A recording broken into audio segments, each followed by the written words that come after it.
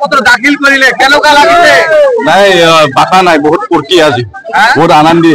কিয়নো আজি আপোনালোকে দেখা পাইছে পুৰা গোসাইগাঁও ডিষ্ট্ৰিক্ট অৰ্থাৎ টাউন পুৰা ভৰ্তি হৈ গ'ল। গতিকে আমি যিমান টাৰ্গেট কৰিছিলো, যিমানখিনি আহিব দিছে তাতকে ডাবল আহি গ'ল। আজি আমি 5টা BPF কেণ্ডিডেট আজি ইতিমধ্যে আমি নমিনেশ্যন অলৰেডি সম্পূৰ্ণ হৈ গ'ল।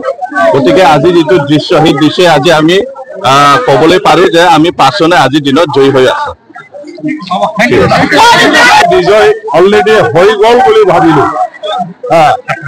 আজি মনোনয়ন পত্ৰ দাখিল কৰা হেজাৰ হেজাৰ অজস্ৰ মানুহবিলাকে অংশগ্ৰহণ কৰা বাহাদুৰ এইটোকে স্পষ্টভাৱে প্ৰমাণ হিচাপে দেখুৱাইছে যে BPF দলৰ 5টা সমষ্টিৰ 5জন কেণ্ডিডেট আমি যিসকল আছো, আমি 5জনে ইতিমধ্যে জিকিছো। 5জন কেণ্ডিডেটক এতিয়া কোনেও ৰখিব নোৱাৰে। 5জন কেণ্ডিডেট সবে বিপুল ভোটৰ ব্যৱধানত আমি সহজে জিকি যাব পাৰিম, ইয়াৰ কোনো সন্দেহ নাই।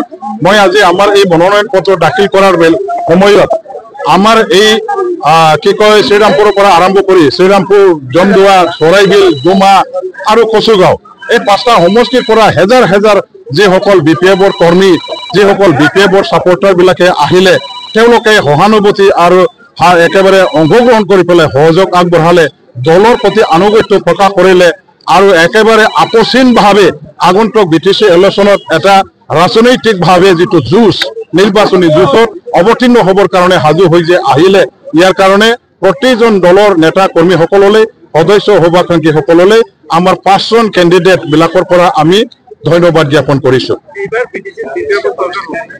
BPFৰ চৰকাৰ ইতিমধ্যে হৈ গ'ল বুলি আপোনালোকে ধৰি লওক। BPFৰ চৰকাৰ হোৱাটো কোনেও আৰু বাধা দিব নোৱাৰে। কোনো শক্তিয়ে আৰু BPF দলৰ চৰকাৰটো এতিয়া আৰু ৰখিব নোৱাৰে।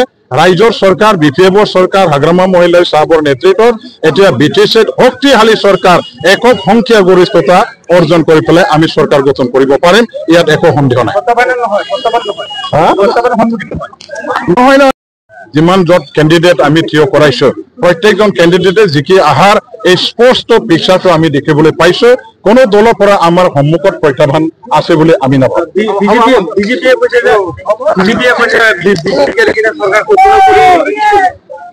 সবে চৰকাৰ বনোৱাৰ কাৰণে দাবী জনায়, নিজৰ আছে বুলি সেইটো জাহিৰ কৰি ল'বৰ কাৰণে চেষ্টা কৰে। মই তেওঁলোকৰ কিমান শক্তি আছে নাই মই ক'ব নাযাওঁ, কিন্তু আমি অকলে একক সংখ্যাগৰিষ্ঠতা লাভ কৰি পেলাই চৰকাৰ গঠন কৰিব পাৰিম।